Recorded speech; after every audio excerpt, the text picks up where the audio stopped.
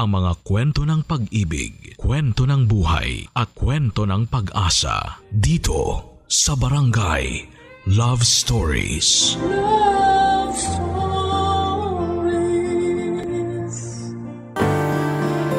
Minsan mahihirapan tayong malaman kung ano ba ang lugar natin sa buhay ng isang tao. Minsan nauna rin ang hiya sa pagtatanong kaya mas lalo kang maliligaw kung saan ka pupwesto. Ikaw, kabarangay, alam mo ba kung saan ang lugar mo sa buhay ng taong mahal mo?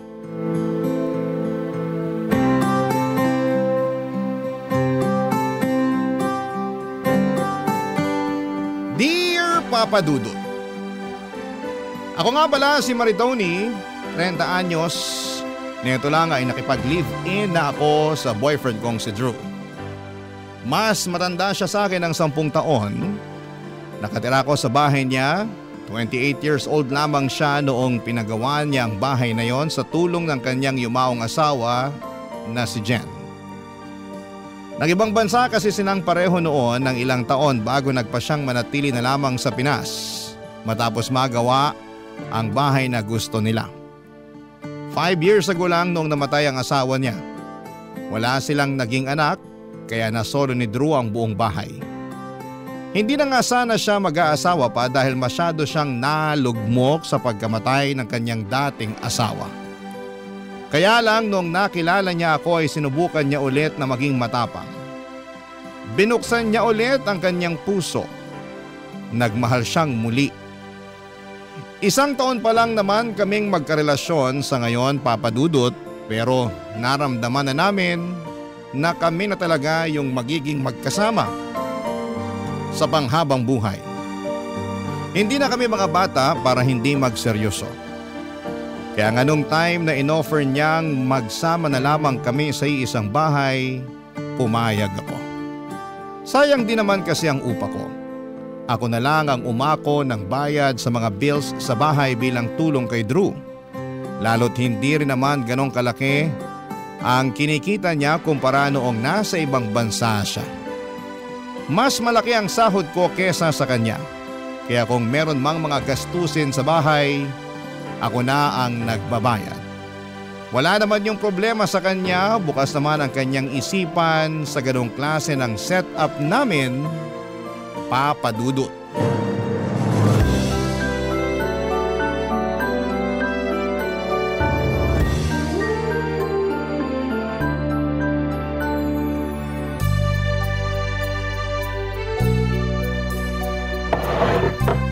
Alam mo, parang bibigay na tong isang upuan. Naparami ka lang ng kain, kaya gusto nang bumigay ng upuan na yan. Loko ka ha? Seryoso nga kasi, lumalangit-ngit na eh. Ayusin ko na lang sa day off ko. Gano'n na ba to katagal? Itong dining set, ito ang una naming ininvest ni Jen noon. Mahilig kasi kaming kumain, kaya ito ang inuna naming bilhin nung binubuo namin tong bahay. Matagal na rin pala no? Oo, kaya siguro gusto na ring bumigay. Basta sa day off ko, ayusin ko na lang yan. O pwede na rin i-retire na lang. Ipamigay sa mga ibang may kailangan. Anong gagamitin natin? Bibili ako. Yan ka na naman eh. Ikaw na naman ang gagastos. Konti na lang talaga. Hindi ko na mararamdaman ang pagkalalaki ko. Uy, akala ko ba okay na tayo sa setup natin? Gusto ko lang din naman kasi ng safe at maayos na gamit. Ang hirap kasi baka madisgrasya tayo sa next na upo natin dito. Pero pwede pa namang remedyohan yan. Marunong naman ako magkarpintero eh. Naku, tigilan mo ako. Ang dami mo nangang nasirang pader dito sa bahay dahil sa pagiging karpintero mo, no? Basta. Kesa naman ipamigay lang tong dining set. Yun na nga eh. Ipapamigay naman sa mga nangangailangan, hindi itatapon. Mapapakinabangan pa rin ng iba. Parang ganun na rin yun. Ibenta na lang natin para sure na gagamitin talaga. Wala nang bibili nito. Marami na ngang sira, tsaka luma pa. Exactly. Kaya ipamigay na lang natin. Ay. Ayaw mong ipamigay dahil sa sentimental value, no? Hindi ka naman ba magagalit kung oo ang sagot ko? Siyempre hindi. Ito ang una niyong pinundar ng dati mong asawa eh. Marami na kayong memories na nabuo habang kumakain dito. Hirap lang talaga ako makapag-let go kasi ng mga gamit. Lalo kung naging parte na ng buhay ko. Kahit sabihin pang sira na o pwede nang itapon. Diyan talaga tayo nagkakaiba, no? Kasi ako, hindi ako na-attach sa mga gamit. Kapag hindi ko na kailangan, ipapamigay o itatapon ko na kagad. Para ma-welcome ko yung bagong blessings. Ay, siguro nga, kailangan ko na rin i-let go tong dining set. Tatawagan ko na lang yung nanay ni Jen. Ibibigay ko na lang sa kanya. May kontak ka pa sa nanay ni Jen? Paminsan-minsan nakakapag-usap kami. Kinukumusta ko. Mag-isa na lang kasi siya sa buhay. Patay na yung asawa niya tapos wala na rin si Jen. Wala siyang ibang anak? Wala. Si Jen lang talaga ang naging anak niya. Kaya nagwo-worry din ako kasi 65 years old na siya. Mag-isa na lang sa buhay. Pag may extra ako noon, pinapadalan ko siya o kaya pinag-grocery. Ang bait mo naman pala talaga. Naging nanay ko na rin kasi siya. Alam mo namang ulila na ako sa mga magulang. Siya talaga ang nag-alaga sa amin ni Jen noon. Dito nga rin siya tumira dati. Oh, bakit siya umalis? Umalis lang after makremate si Jen. Sabi niya, hindi raw niya kayang tumira pa rito dahil naaalala lang niya ang anak niya. Dito nga sa dining area sila madalas tumatambay na mag-ina nun. Mahilig din kasi silang magluto at kumain. Ang dami na palang alaala ng dining set na to. Parang kahit ako, ayoko na rin tuloy ipamigay. Pero tama ka eh. Oras na rin para mag-let go. Tsaka mapapakinabangan naman ng nanay ni Jen to kung sakali. Ikaw, kung ano man ang maging desisyon mo. Teka, tatawagan ko lang siya para malaman na niya. Tsaka okay lang ba kung ipagbili ko na rin siya ng mga kailangan niya sa bahay?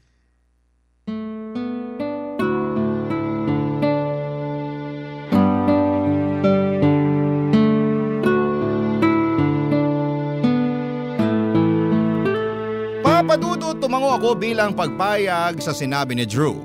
Hindi naman kasi problema kung mag-aabot siya sa nanay ng yumaon niyang asawa na si Jen. Kawawa rin naman kasi lalo't nalaman kong mag-isa na lamang pala niya sa buhay at isa ng senior citizen. Pagkatapos noon ay masayang kinuha ni Drew ang kanyang cellphone at tinawagan ang dati niyang biyanan. Nanay pa rin ang tawag ni Drew sa kanya at nakita ko talaga ang kakaibang saya sa mukha ni Drew nang makapag-usap silang dalawa. Doon ko naramdaman na talagang nanay ang turing na niya sa dati niyang biyanan. Masaya na rin ako, Papadudot, pagkatapos ng tawag na yon ay lumapit sa aking muli si Drew para sabihin na payag ng kunin ng nanay ni Jen ng dining set. At lalabas din daw sila para makapag-grocery na rin. Inalo ko na rin si Drew na idala niya sa bahay ang nanay ni Jen para makapag-salo-salo naman kami. Natuwa lalo si Drew at tinawagan muli ang nanay ni Jen. Pagkatapos noon ay in-schedule na nila ang pagsundo sa kanya ni Drew. Sinabi nito na pwede siya sa katapusan ng buwan. Isasabay na lang din daw niya ang pagkuha sa dining set noon at sa pag-grocery. At nang matapos muli ang kanilang usapan, niyakap ako ni Drew at nagpasalamat dahil naging mabuti ako sa dati niyang biyanan, ang nanay ni Jen. At nang sumapit ang katapusan ng buwan ay doon na kami nagkaharap ng nanay ni Jen. Sinundo siya ni Drew sa bahay nito at napag-usapan na manananghalian muna sa bahay bago sila pupunta sa grocery store para bumili ng kailangan nito, Papadudot.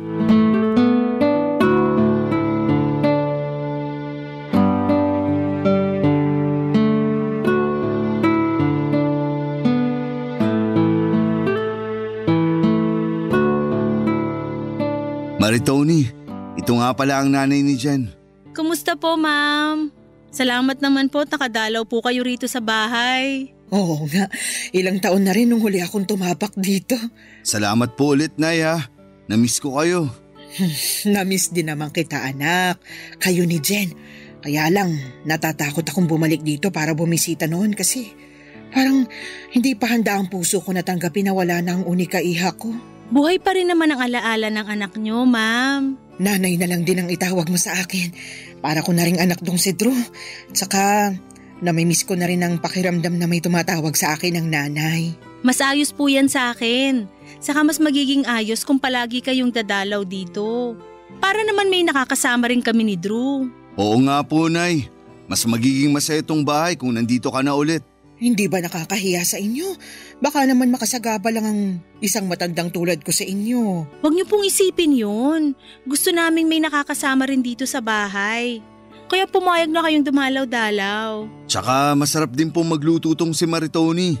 Baka pwede na rin kayong magban sa kusina palagi. Palagi? Kung palagi dito na lang din kaya ako tumira ulit. Kung pwede naman po. Sana hindi niyo masamain ha. Meron sana akong sasabihin. Ano po yun? Pinaalis na kasi ako dun sa inuupahan ko nung nakaraang buwan pa. Gusto kasing taasan yung upa ko hindi ko na kayang bayaran. Hindi naman kasya sa pensyon ko. Baka kulangin ako lalo't may maintenance na rin ako. Bakit hindi niyo agad sinabi sa akin to, Nay? Para nagawa natin ang paraan. Naisip ko na rin namang lumapit sa'yo kaya lang nabalitaan ko ang meron ka na raw bagong kinakasama. Kaya naunahan na rin ako ng hiya. Nay, dito na kayo tumira. Sigurado ba kayo? Magaling naman ako maglinis. Ako na rin palagi magluluto para may ambag ako sa inyo. Gawin niyo akong kasambahay, kapalit ng pagpapatira niyo rito sa akin. Walang kailangang iambag. Lalo hindi kayo magiging kasambahay. Ipahinga nyo na lang po at gamitin nyo na lang yung pensyon nyo sa maintenance nyo at kung ano man yung gusto nyong bilhin. Tama si Maritoni, Nay. Kami nang bahala sa inyo. Salamat mga anak ko. Hindi ko na talaga alam kung saan ako pupulutin pag tuluyan na akong pinaalis dun sa inuupahan ko. Ngayon din po, habang naka-day off kami ni Drew, kukunin na namin ang mga gamit nyo dun sa inuupahan nyo. Mga damit lang ang kukunin. Pwede naman kahit mamaya na lang. Wala naman akong ibang gamit dahil pinamigay ko na nung nalaman kong pinaalis na ako ng nagpapaupa sa akin. Puro damit na lang dun at itong abo ni Jen. Dala nyo po ang urn ng anak nyo? Dala niyo po yung abo ni Jen? Natakot ba kita? Hindi naman nagmumulto ang anak kong si Jen. Dinala ko lang talaga ngayon para makabalik din siya dito sa bahay nila ni Drew. Ang tagal na rin kasi nung kinuha ko siya mula rito. Nabigla talaga ako nang ilabas ni nanay ang urn o yung lalagyan ng abo ni Jen mula sa kanyang bag. Kaya naman pala parang bigat na bigat si nanay sa dala niya. Pinakita niya sa amin at parang pinakilala sa akin ng pabiro ang abo ni Jen. Si Drew naman ay nagulat din. Inakala kasi niyang pinaanod na sa dagat ng nanay ni Jen ang abo nito. Kaya kinuha nito ang urn mula kay Drew pagkatapos makremate. Buong akala ni Drew ay dinadalaw niya sa dagat ang abo ni Jen pero hindi naman pala nakaabot yon doon. Tinago pala ng nanay ni Jen. Naiintindihan naman namin siya, Papa Dudut. Gusto lang daw talagang makasama ni nanay ang abo ni Jen. Pagkatapos noon ay inalalayan siya ni Drew para ilagay sa altar ang abo ni Jen. Nagdasal saglit si nanay habang nakaharap sa abo ni Jen. Pagkatapos noon ay hinarap kami at nagtanong muli kung ayos lang ba na dinala pa niya ang abo ni Jen sa bahay namin. Tumango lamang kami ni Drew at pinagbigyan ng kahilingan niya. Maliit na bagay lang naman yon at saka malaki rin naman ang ambag ni Jen sa bahay nila ni Drew. Sino ba naman ako para pagbawalan ang abo niya roon, hindi ba? Nag-lunch na rin kami pagkatapos ng usapan. Sabay-sabay na rin kaming umalis pagkatapos naming kumain para kunin na ang mga damit ni nanay.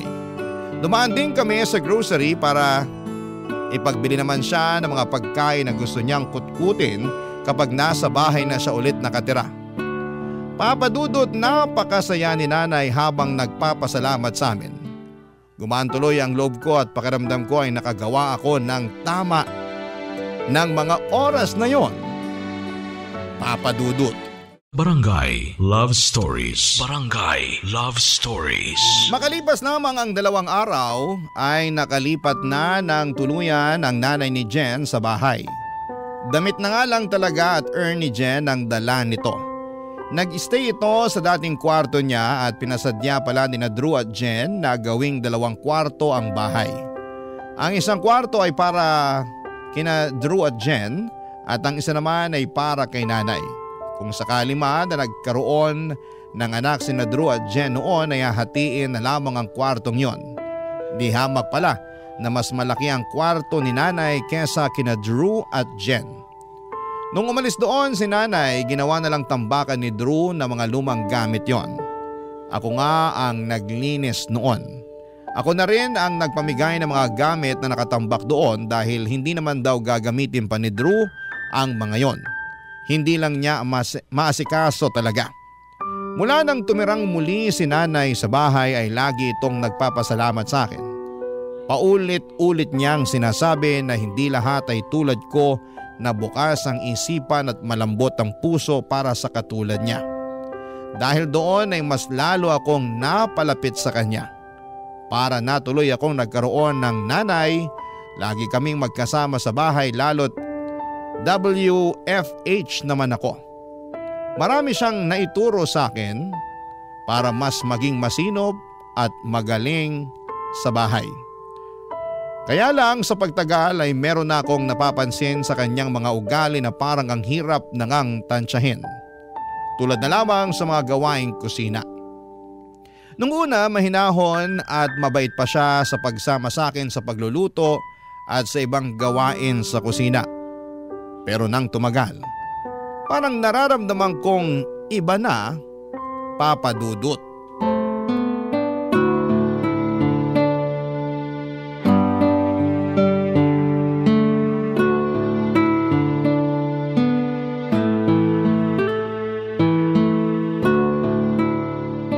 Anong oras daw ang uwi ni Drew? Nasabi ba niya sa'yo? Bago raw mag-alas 7 ng gabi, nandito na raw po siya. Maaga raw silang papauwiin ng boss nila kasi na-reach na daw nila yung quota nila. Dapat pala, mas inagahan natin magluto. Baka mamaya mauna pa siyang makarating dito kaysa mapalambot yung beef na niluluto mo. Relax lang po kayo, Nay. Marunong naman maghintay si Drew sa pagkain kahit gaano pa siya kagutom. Ay, hindi pwedeng ganun, Maritoni. Gumaya ka kay Jen. Dapat minu-minuto ay nagpapa-update siya kay Drew sa oras ng uwi niya para nakahanda na yung ulam pagpasok pa lang ni Drew ng bahay. Okay nga lang po, Nay. Relax lang po kayo. Ganun na sistema namin ni Drew dito sa bahay. Saka madalas pagka-uwi niya, naliligo muna siya at may kinakalikot sa mga inuuwi niyang gamit. Kaya hindi rin siya naiinip. Mas maganda kasi yung sistema nila ni Jen sa bahay noon. Yun lang naman ang totoo. Medyo matatagalan lang siguro ng konti pa para mapalambot tong beef. Dito po talaga ako hirap palagi ano po kaya ang dapat gawin? Mahina yung apoy o palakasin pa? Dapat kasi ang ginawa mo binabaran mo ng baking soda yung beef bago mo niluto. Yun ang sikreto sa pagpapalambot ng karne na yan. Pwede po pala yun? Akala ko kasi dapat pukpukin ng tenderizer yung beef tapos dapat manipis yung hiwa. Mali ka na naman. Hindi uobra yan kung walang baking soda. Kami mismo ni Jen subok na yon. Kaya paborito ni Drew ang mga niluluto ni Jen na beef noon kasi malambot. Hindi na pahirapan pa sa pagnguya. Sayang at wala na rito si Jen ngayon. Kasi po sa pagkakaalam ko nakakabawas ng lasa yung baking soda kapag hinalo sa pagluluto ng beef Nasasayang lang yung ginamit na pang-marinate. Di ibabad mo ng 20 minutes sa baking soda tapos hugasan mo. Kung maaga ka lang kasi nag-prepare ng beef, nagawa mo pa sana ng maayos to. Wala. Mas inuna mo yung makipag-video call kay Drew at manood ng TV. Hindi ganyan si Jen. Hanggat hindi natatapos sa mga gawaing bahay, hindi siya magre-relax. Hindi manonood ng TV o hindi magse-selfie. Si Drew naman po kasi yung gustong makipag-video call sa akin kasi nasistress siya sa work kanina. At gusto niya makita ako para mawala raw yung pagod niya. Alam mo ang solusyon para mawala ang pagod at stress niya? Masahe. Pero mukhang hindi mo alam yon. Napansin ko sa mga kamay mo masyadong manipis sa mga daliri mo. Hindi pang masahe. Masakit ang hagod ng mga ganyang kamay. Hindi gaya nung kay Jen. Kaya laging fresh tingnan dati si Drew kasi naman nare-relax siya palagi sa hilot ni Jen. Hindi naman po nagre-request si Drew na i-massage ko siya. Paano? Alam niyang hindi ka marunong at hindi magandang mga kamay mo para pang masahe.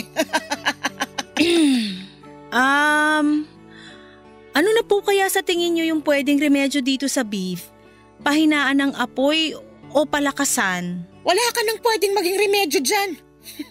Bigyan mo na lang si Drew mamaya ng matalas na kutsilyo at ipagdasal mo na lang ang ngipin niya. Sana manguya niya ng maayos ang niluto mo. Oh, bahala ka na riyan ha. Magdadasal na lang muna at magsisindi ng kandila para sa kaluluwa ni Jen. Hindi ko alam kung nakahalata si nanay pero nasaktan na niya ako sa mga sinabi niya. Hindi ko na nga siya matingnan noon habang kinukumpara niya ako sa anak niyang si Jen. Ni minsan ay hindi ko nakitang threat si Jen sa relasyon namin ni Drew. Dahil pinaramdam naman sa akin ni Drew na mahal niya ako at hindi na mahalaga ang past. Pero dahil sa ginawa ni nanay ay parang nagduda tuloy ako kung nararapat lang ba ako sa pagmamahal ni Drew. Kasi parang hindi ko matumbasan ang galing ng naging asawa niyang si Jen. Nasira na ang mood ko at dahil doon ay hindi na tuloy naging masarap ang niluto ko. Mas lalo ko pang naramdaman yon nang ihain ko na kina Drew at nanay. Pinamukha ni nanay sa akin na ang hirap ngunyain ang beef na niluto ko. At nasobrahan daw ako sa betchin. Baka raw antukin si Drew hanggang kinabukasan. Wala namang sinabing hindi maganda si Drew at hinawakan lang nito ang kamay ko para iparamdam na okay lang naman yon. Parang naawa tuloy ako sa sarili ko. Lalo na nung kinumpara na naman ako ni nanay kay Jen. At sa pagkakataong yon, sa harapan pa ni Drew yon ginawa. Hindi na lang ako umiimik at nararamdaman kong napansin yun ni Drew. Kaya mismong si Drew na nga ang gumawa ng paraan para mag-change topic na. Pero sadyang tumigil or ayaw tumigil ni nanay na ilatag sa usapan ang yumaon niyang anak na si Jen. Binulungan na lamang ako ni Drew at sinabing pagpasensyahan ko na lang daw dahil hindi biro ang mamatayan ng anak. Tumango na lamang ako at baka na-miss lang ni nanay si Jen noong araw na yon. Pero makalipas ang ilang araw ay ganoon pa rin ang ginawa nito. Meron pa siyang malalang ginawa at hindi ko na yon kayang tanggapin pa. Nangyari yon habang nasa kwarto kami ni Drew isang gabi, Papa Dudut.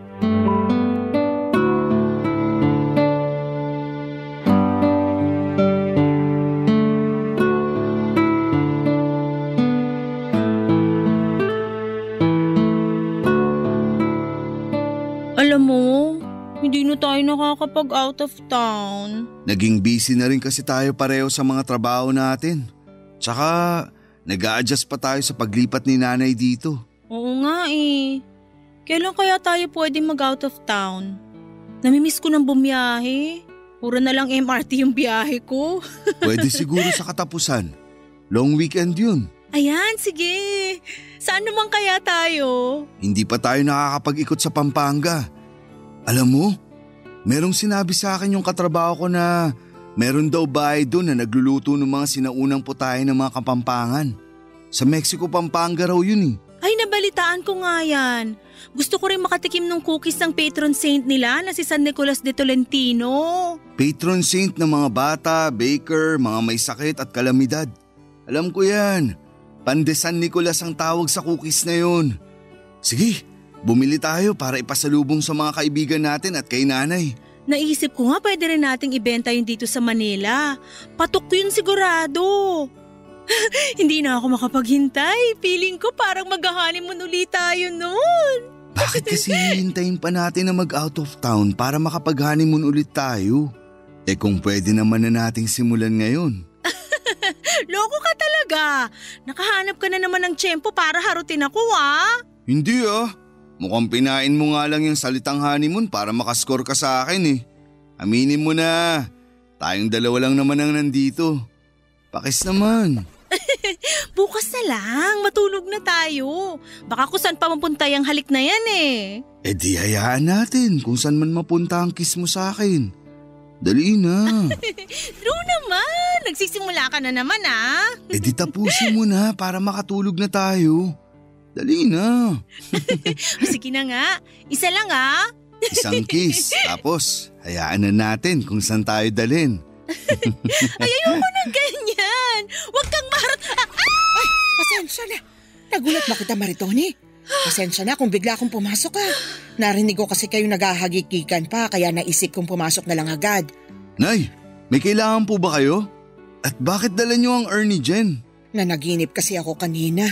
Ano pong panaginip? Ayos lang po ba kayo? Ayos lang ako. Medyo nakaramdam lang ako ng konting lungkot. Napanaginipan ko kasi si Jen eh. Nilalamig daw. Paano ko ba to sasabihin? Kinausap kasi ako sa panaginip ni Jen. Ang sabi niya, dalhin ko raw ang abo niya rito sa loob ng kwarto ninyo kasi malamig daw dun sa pwesto niya sa altar. Ha? Dito niyo po ilalagay sa kwarto yung abo ni Jen? Dito? Dito kung saan kami natutulog ni Drew? Oo Pakiramdam ko natatakot lang mag-isa si Jen sa altar. Kaya siguro nagparamdam siya sa akin sa panaginip. Saan ko ba siya pwedeng ipatong? Okay lang ba kung dito na lang sa may tokador?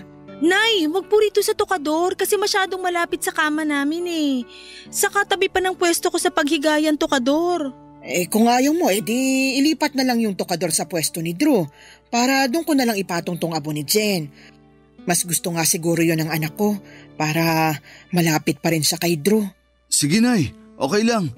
Ililipat ko na ngayon ang tokador dito sa pwesto ko para may ipatong na ang urn ni Jen. Salamat, Drew. Alam kong maiintindihan mo ko. Mula ngayon, wag mo na siyang aalisin sa kwarto niyo ha. Papadudo tumango lamang si Drew at mabilis na sinunod ang gusto ng nanay ni Jen na ilipat malapit sa kanyang pwesto ang tokador para maipatong doon ang abo ni Jen. Hindi na ako nakapagsalita pa. Hindi ako komportable sa ginawa nila at hindi man lang nila tinanong sa akin kung ayos lang ba yon. Ano kaya ang mararamdaman nila kung sa kanila ko yon gawin? Nakakasama ng loob pero ano bang laban ko? Kinasal siya kay Jen at kahit patay na si Jen, alam kong mantsado pa rin siya sa buhay ni Drew. Lalo't andon si nanay na hindi nagawang patahimikin pa ang ala-ala ni Jen at ng relasyon nila ni Drew noon. Nang makita na ni nanay na pinatong na nga ni Drew ang urn ni Jen sa tukador ay saka pa lang ito lumabas. Nagpaalam na ito kay Drew pero sa akin ay hindi. Hindi nga niya ako tinignan. Sinubukang makipaglambingang muli ni Drew sa akin pero nawala na ako ng gana. Hindi ba niya naintindihan na nakakawalang gana yung ginawa niya? Sa kasinong lalambing sa ganong sitwasyon? Nasa isang kwarto lamang kami ng yumao niyang asawa. Anong gusto niyang maramdaman ko? Nagpanggap na lamang ako na inaantok na at hindi naman nakahalata si Drew na sumama ang loob ko. Humiga na lamang ako at tumalikod sa kanya. Tumalikod din siya sa akin. Nakaharap na siya sa abo ni Jen. Doon ako nakaramdam ng inis lalo. Mali ba ang nararamdaman ko? Yung magselo sa taong wala na sa mundong ito. Barangay Love Stories. Barangay Love Stories. Hindi ko nakilala ang nanay ko at baby pa lamang ako noong iniwan na ako sa poder ng tatay ko. Hindi ko naman na siya hinanap pa dahil para saan pa. Iniwan na niya ako at obviously ay ayaw niya sa akin. Kaya walang ina na gumabay sa akin sa paglaki. Meron naman akong mga nakasamang tiyahin pero hindi ko rin sila masyadong nakasundo. Hindi ko kasi alam kung paano makipaglapit sa kanila. Kaya naman sa huli tinanggap ko na lamang na ganon talaga ang kapalaran ko. Umaasa na nga lang ako sa mga nakakarelasyon ko na mapalapit sa mga nanay nila. Para sa ganon ay parang meron na rin akong isang ina. Si Drew naman noong naging kami ay nalungkot ako ng bahagya kasi wala na siyang nanay na pwede ko sanang makalapit. Pero laking tuwa ko nang malaman kong meron pa siyang kinikilalang ina sa katauhan nga ng dati niyang biyanan, ang nanay ni Jen. Akala ko talaga ay may experience ko na ang pagmamahal ng isang ina sa katauhan ng nanay ni Jen. Noong simula ay oo. Pero nung tumagal ay lumabas din ang katotohanan.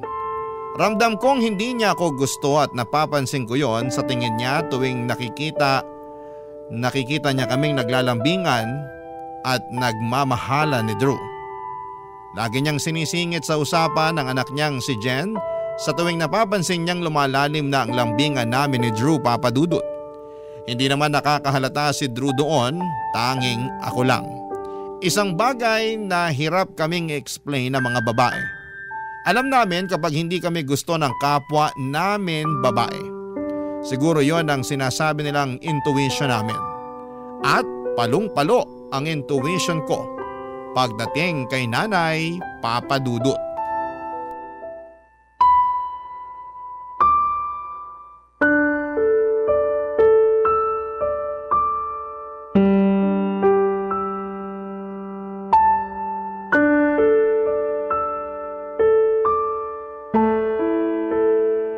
Drew, pwede ba tayo mag-usap? Oo naman. May problema ba? Parang balisa ka ha. Ay, hindi ko na kasi matiis to eh. Kailangan ko nang sabihin sa'yo bago pa ako sumabog. Mukhang seryoso to ah. Ano ba yun? Kinabahan naman ako bigla. Si Nanay kasi eh. Anong nangyari kay Nanay? Asan siya? Kumalma ka. Walang nangyaring masama sa kanya. Eh ano pala? Ay, alam ko mas matagal mo na siyang kakilala kaysa sa akin. Pero kasi, paano ba to? Huwag mo mamasamain yung sasabihin ko ha. Diretsahin mo na ako. Hindi ako mapakali. Okay. Ay, nararamdaman ko kasi na hindi ako gusto ni Nanay. Ha? Saan naman galing yan? Sa tuwing wala ka kasi, lagi niya akong pinagdadabugan. Tapos kapag nakikita niya na naglalambingan tayo, bigla siyang sisingit at magkukwento tungkol sa mga masasayang memory niyo ni Jen. Hanggang sa bigla ka na lang titigil sa paglalambing sa akin. Tapos matutuwa ka na sa usapan niyo ni Nanay tungkol sa mga alaala ni Jen. Uy, wag mong sabihin nagsiselos ka kay Jen. Ayoko sana. Pero yun na kasi yung nararamdaman ko, lalo tuwing pinapamukha sa akin ni Nanay na mas magaling si Jen sa kusina. Mas magaling si Jen sa pag-aalaga sa'yo. Mas maganda at mas sexy si Jen kesa sa akin. Puro na lang si Jen. Paano naman ako? Para akong laging nakikipagkumpetensya sa patay. Ayun na nga eh. Patay na si Jen. Tsaka hindi naman siya kalaban eh. I'm sure kung nasan man siya ngayon, masaya na siya para sa atin. Siguro oo. Masaya na si Jen para sa atin. Pero yung nanay niya, hindi pa. Guni-guni mo lang yan. Napapraning ka lang masyado. Huwag mo na kasing isipin yun.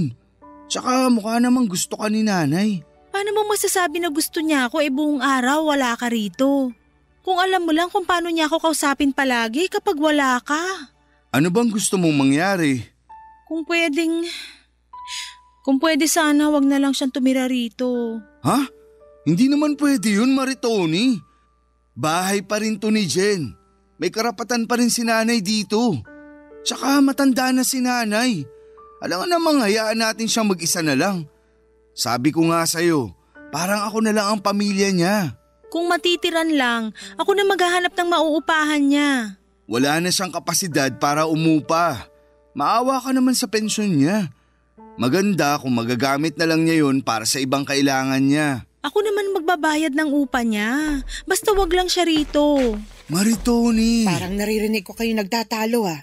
Ayos lang ba kayo? Hindi ako sanay na nakakarinig ng away dito sa bahay. Lalo na nung nabubuhay pang anak kong si Jen. Hindi kasi mahilig makipagtalo ang anak kong yun. Yun ang tamang pag-uugali ng isang babae. May pinag-uusapan lang po kami, Nay. Hindi naman kami nagtatalo ni Maritoni. Iba kasi ang dinig ko mula ron sa kusina eh. Matalas ang tenga ko kahit na may edad na ako. Parang ang narinig kong pinag-uusapan niyo ako eh. Tama ba ako? Nay, ayaw niyo ba talaga kay Maritoni? Drew!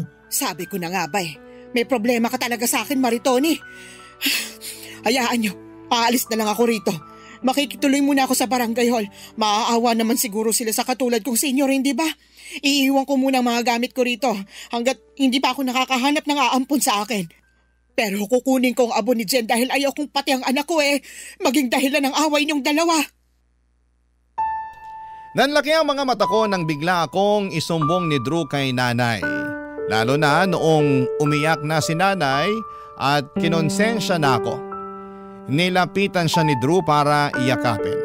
Ako naman ay parang nanigas lamang sa sulok. Hindi ko alam kung ano ang sasabihin, kung ano ang gagawin. Gusto kong maging tapat kay nanay, sabihin sa kanya na hindi ako komportable sa ginagawa niyang pagkukumpara sa akin sa anak niyang si Jen na matagal nang namayapa. Pero ng mga oras na yon, parang wala akong nagawa. Nakatingin lamang ako sa kanila ni Drew at pilit na pinapakalma ni Drew si nanay. Lalo na noong nagtatangka na itong kunin ang urn ni Jen sa kwarto namin. Ilang beses sinabi ni Drew na hindi siya pwedeng umalis sa bahay dahil pamilya na ang turing sa kanya ni Drew. Doon lang kumalma si nanay. Pagkatapos noon ay ilang beses akong tinignan ng matalim ni nanay. Ganon ang tingin niya sa akin kapag hindi nakatingin si Drew. Parang kontrabida sa isang teleserye na hindi magpapahuli sa bida. Mula noon ay mas gumaspang na ang ugali ni nanay sa akin. Lagi na lamang akong nangangamba tuwing naiiwan kaming dalawa sa bahay at wala si Drew. Doon mas lumalakas sa mga parinig niya at minsan ay kinukuha niya ang urn ni Jen sa kwarto at kinakausap. Nagsusumbong na inaaway daw siya sa bahay nila. Bahay nila. Yun ang lagi niyang sinasabi. Oo at wala akong ambag doon. Oo at alam kong sina Drew at Jen ang nagpagawa ng bahay. Pero masakit lang kasi sa pakiramdam na para akong outsider sa loob ng bahay na yon, Papa Dudut.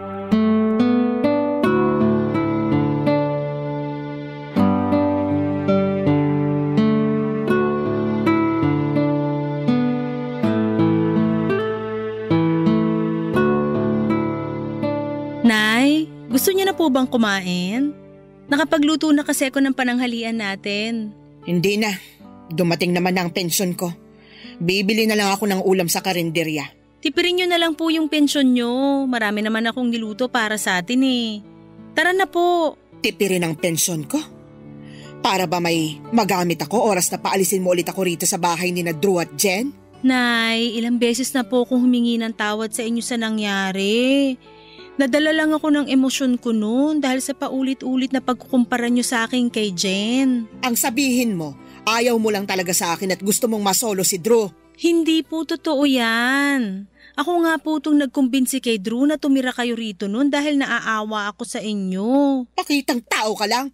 Kung magiging totoo ka sa sarili mo, sigurado ko, ayaw mo talaga ako rito. Ang ayaw ko lang po, yung lagi niyo akong kinukumpara sa anak niyo. Lagi na lang mali ang ginagawa ko. Lagi na lang si Jen ang tama kahit wala na siya. Hindi ko na alam ang gagawin ko para lang mapasaya kayo eh. Alam mo kung ano magpapasaya sa akin? Pag lumayas ka na rito. Bakit naman po ako lalayas dito? Parang bahay ko na rin to. Parang bahay mo lang, pero may ambag ka ba sa gastos? Ako po nagbabayad ng lahat ng bills dito sa bahay. Dapat naman talaga ikaw magbayad ng bills dito sa bahay kasi nakikitira ka lang. Nakikitira rin naman po kayo rito ah. Parehas lang tayo. At least ako may ambag pa rin dito sa bahay. Di, lumabas din ang totoo. Ipapamukha mo rin pala sa akin na wala akong ambag sa bahay na to. Paano kung sabihin ko sa'yo na ang ambag ko rito yung ginastos ng anak kong si Jen sa pagpapatayo ng bahay na ito? At kung nasabi sa'yo ni Drew, karamihan ng gamit dito, si Jen ang bumili. Yung sofa na inuupuan mo at pinagpapahingahan mo tuwing tanghali, si Jen ang bumili nun. Pati ang kama nyo, hoy! Si Jen ang bumili nun. Magkano po ba nagastos ni Jen sa pagpapagawa ng bahay na to? Pati na sa mga gamit na binili niya. Kwentahin niyo lahat, ako na lang magbabayad. Bakit ko naman gagawin yon? Dinawalan ako ng karapatan dito sa bahay nila mag-asawa? Hindi na po sila mag-asawa. Hindi porket patay na si Jen, hindi na sila mag-asawa. Wala namang annulment sa langit, Maritoni. Yan ang hindi ko gusto sa inyo. Lagi niyong pinaparamdam sa akin na talagang wala akong karapatan kay Drew dahil sila ni Jen ang naging unang mag-asawa. Kasi yun naman talaga ang totoo. Sinasabi ko lang ang bagay na dapat alam mo. Mag-asawa pa rin sina Jen at Drew. Matagal na pong patay ang anak nyo. Nakapag-move on na po si Drew. Ako na po ang kinakasama niya. Ako na ang mahal niya. May gusto sana akong ikwento sa'yo tungkol sa relasyon noon ni na Drew at Jen.